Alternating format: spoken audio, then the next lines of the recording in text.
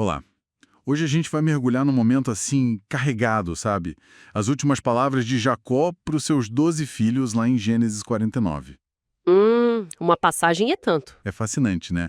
Tem bênção, tem profecia e umas avaliações de caráter bem diretas. Com certeza. A gente está se baseando em fontes como o comentário bíblico expositivo, também a jornada bíblica auxiliar, para tentar entender o que essas palavras significaram para eles, né?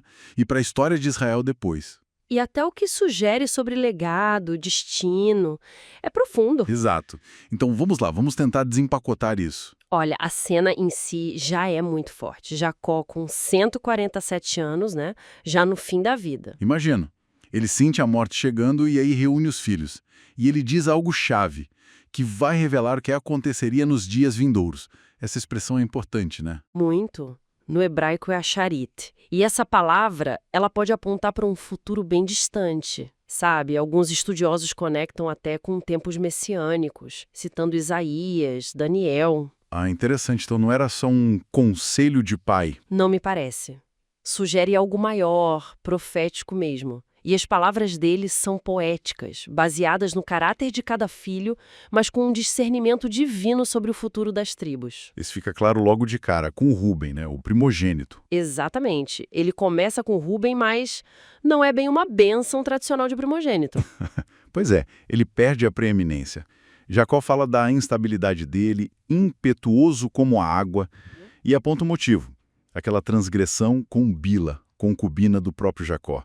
Uma história pesada, lá de Gênesis 35. E isso teve consequência direta.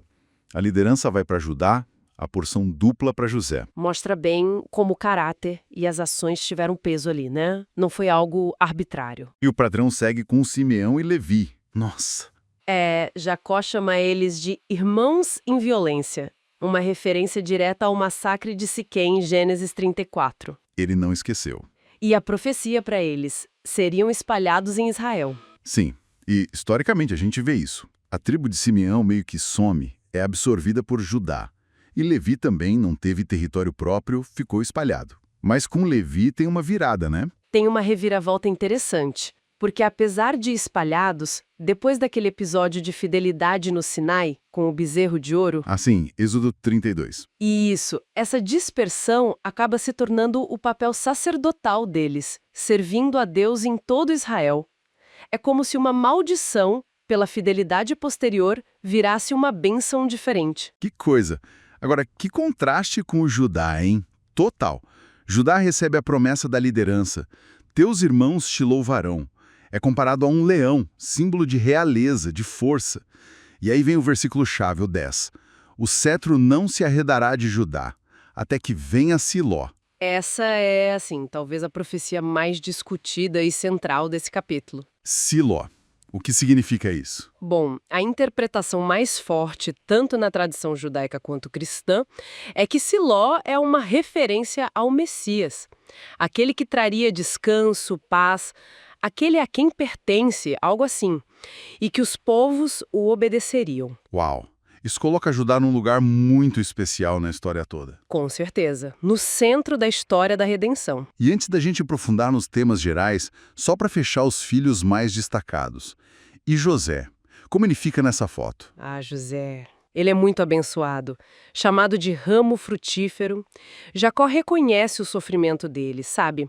Flecheiros lhe dão amargura. Sim, a perseguição dos irmãos e tudo mais. Isso, mas Jacó celebra a firmeza de José, sustentada pelo poderoso de Jacó. Ele é exaltado, chamado de distinguido entre seus irmãos. É uma história de superação, né? Verdade. Sofrimento, perseverança e, no fim, exaltação. Exato. Ok, então olhando para essas histórias. Rúben caindo, Simeão e Levi dispersos pela violência, Judá ascendendo com a promessa messiânica, José resiliente. Que temas maiores a gente pode tirar disso tudo? Olha, um tema que salta aos olhos é essa conexão forte entre o caráter da pessoa e o destino da descendência dela. As palavras de Jacó não soam como um destino cego, sabe? Estão muito ligadas às ações, à natureza de cada filho.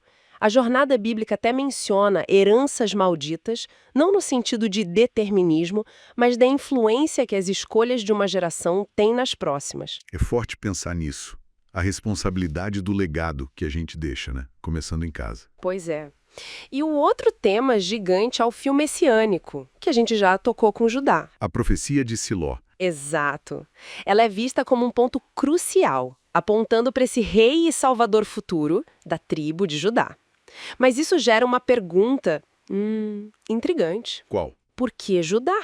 Com todo o histórico dele, as falhas morais que a própria Bíblia registra lá em Gênesis 38. Verdade, tem aquela história com Tamar. Isso, por que ele foi escolhido para essa linhagem tão central e não José, por exemplo, que parece ter um caráter muito mais, digamos, nobre no relato? Boa pergunta, parece ir contra a lógica do mérito, né? Exato. E aí muitos comentaristas sugerem que isso pode ser justamente uma demonstração da graça da soberania de Deus.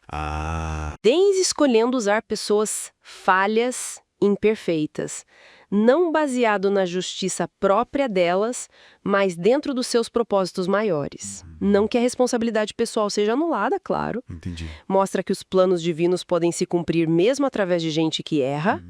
É uma perspectiva.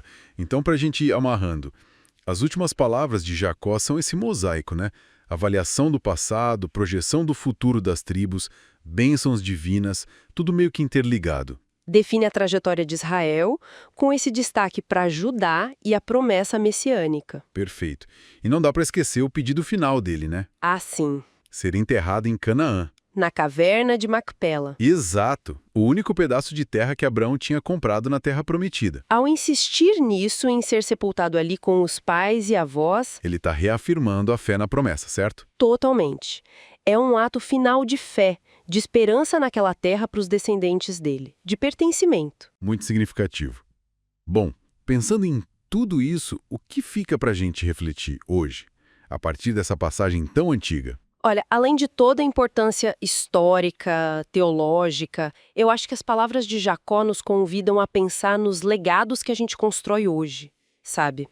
Como assim? Como o nosso caráter, as nossas ações de agora estão moldando não só o nosso futuro, mas a nossa influência nos outros, nas próximas gerações, talvez? E a história de Judá, talvez ela nos dê uma pista sobre como mesmo pessoas com falhas podem ter um papel importante num propósito maior, um propósito que nos ultrapassa.